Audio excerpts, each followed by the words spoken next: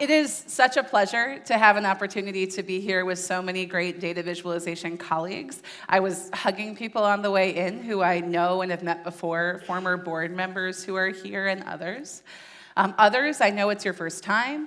Maybe you're new to the kind of data viz world or just to the world of data viz conferences. And I hope that this will be an exciting, fun adventure through the world of data visualization.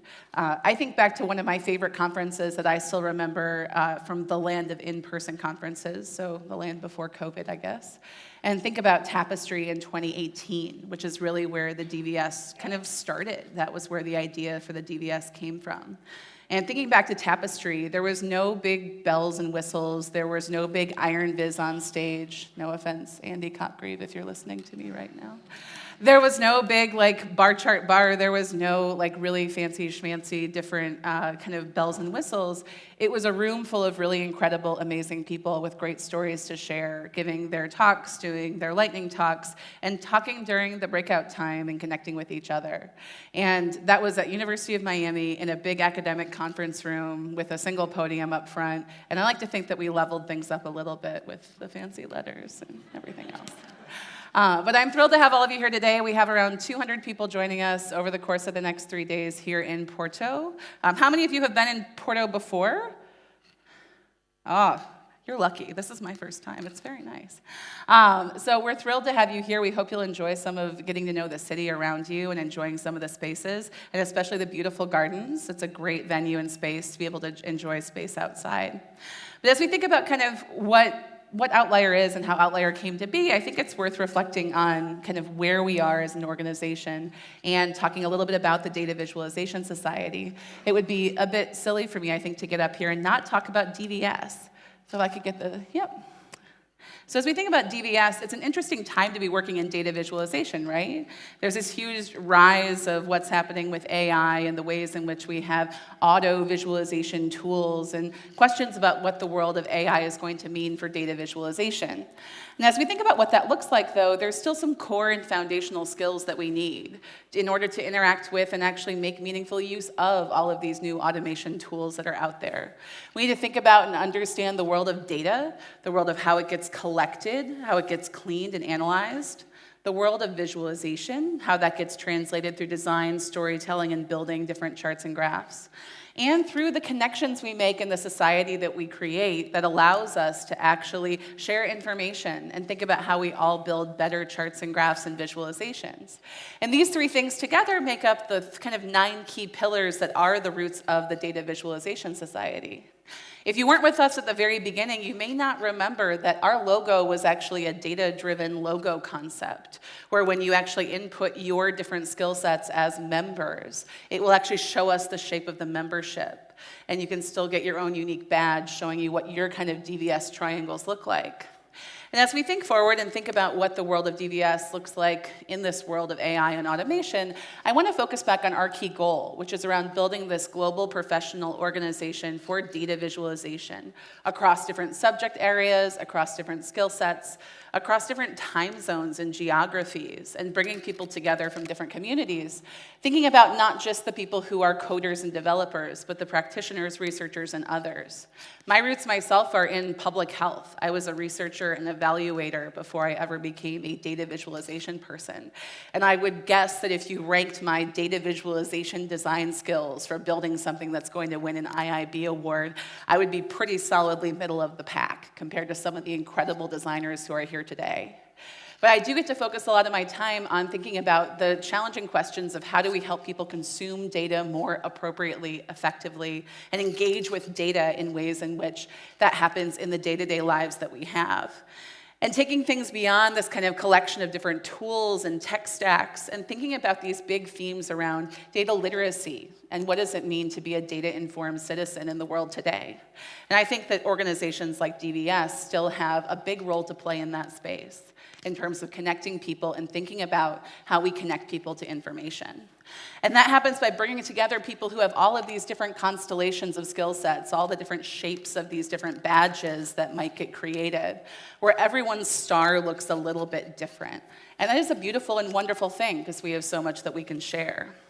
So I want to talk just about a little bit of DVS history, and I'm going to be curious who actually are members and when you joined, and where we've been and where we're going before I invite our very first keynote speaker up to the stage. So in 2019 was when DVS was founded in February.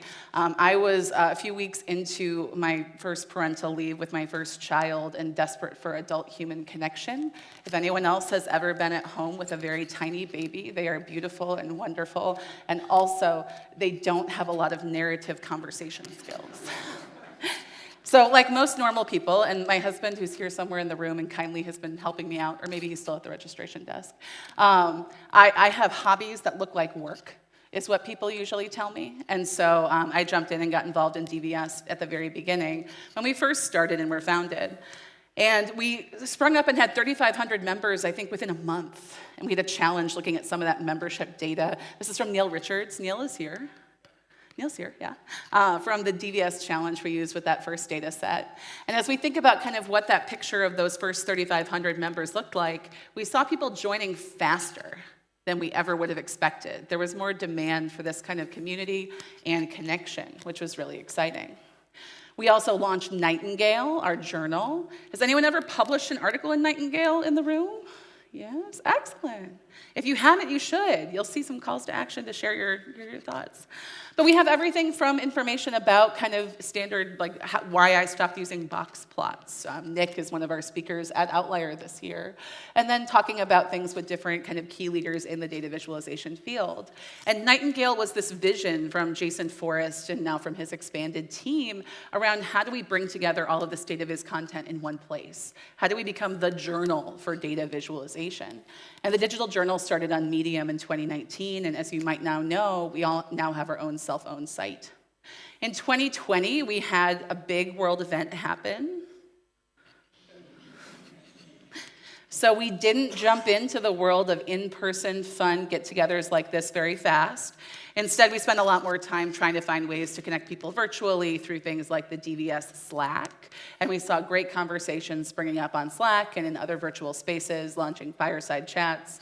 This is the Pollen app that visualizes Slack workspaces that was actually built by Julia Krolik and her partner as part of their Pixels and Plans team when she was our partnerships director. In 2021, going forward another year, we had our first Outlier conference. Who was at Outlier 2021? And we convinced you to come back again. This is exciting. I like this.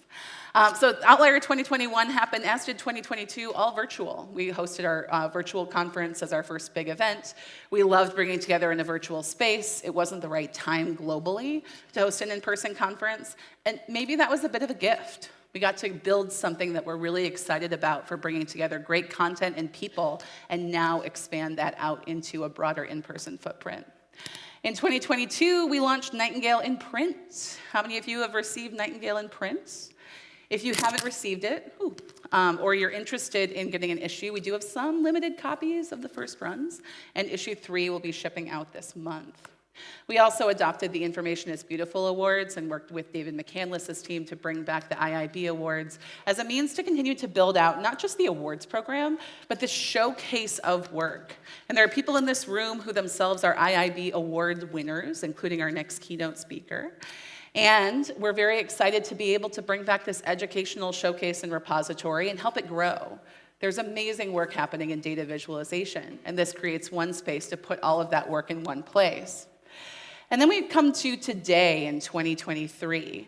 And we've seen a big growth this year in sparking and growing our local affiliated groups, these geographic chapters that help take the world of more than 22,000 DVS members and create smaller communities where you can connect with people.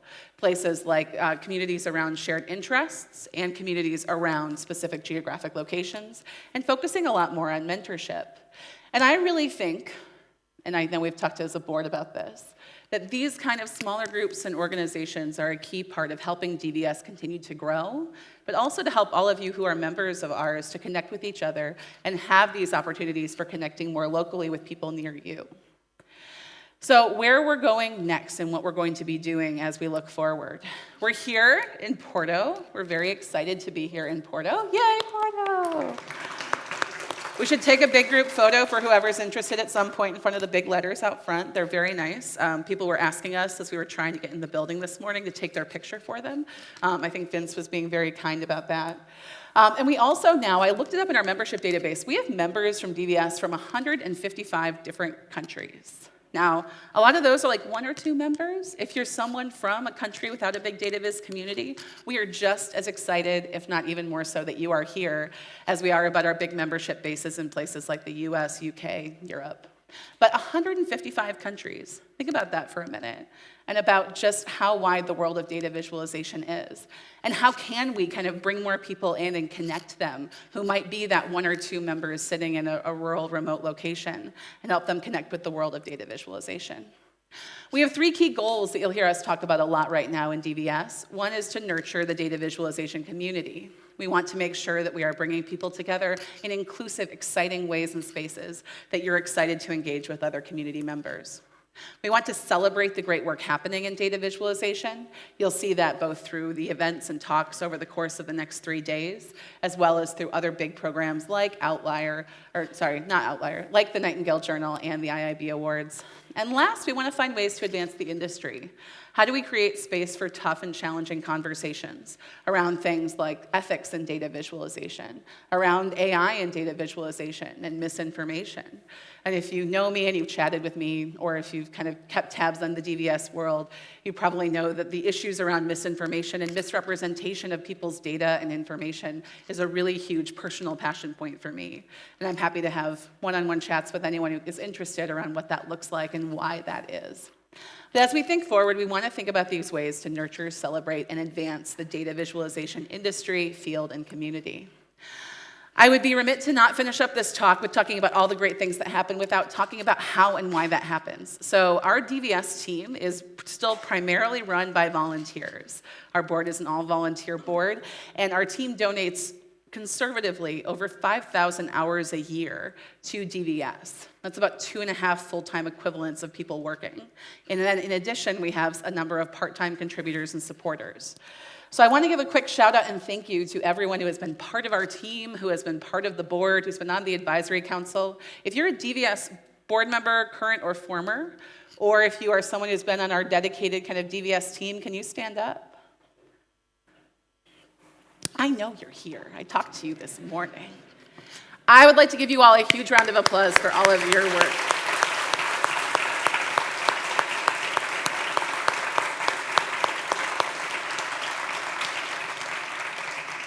I mean, when I asked the board, I said, what is it that we should say about DVS when we open up Outlier for our first in-person conference? And one of the comments that came up was, none of this existed 4 years ago. And now we're all here together hosting an international conference with a hybrid audience that's with us from around the world, with members from over 155 different countries, with a vibrant journal that's shipping in print all over the world twice a year, with a mentorship program, and with so much more that's been happening that helps people connect with each other. And I'm just so excited that you all chose to take 3 days out of your week, out of your May, to come join us, to be part of that. And I hope that this will be a wonderful opportunity and space to connect with some of these amazing leaders and people in our field, and people who are new to the field. And I hope that if it's your first conference, you won't be intimidated by titles or names, and you'll come say hi to us. We are people too. And we love chatting and learning about how you connected with DVS, or just about the kind of data viz work you're doing, or not, or come talk to me about scuba diving. I like scuba diving too. So chat and learn more about who each other are outside of your work life and in kind of who you are as people. So with that, I want to give a huge thank you to all of you who are here virtually and in person supporting us and being part of this event. A huge thank you to everyone here who are speaking over the course of the next 3 days, and especially to the team and the volunteers that made this possible. If you are not a member of the Data Visualization Society, any of you not members perhaps, you don't have to raise your hand, that's okay. I would love to have you join us as a member. If you come away from Outlier feeling inspired, please go ahead and consider becoming part of our broader community and letting those conversations move beyond the conference.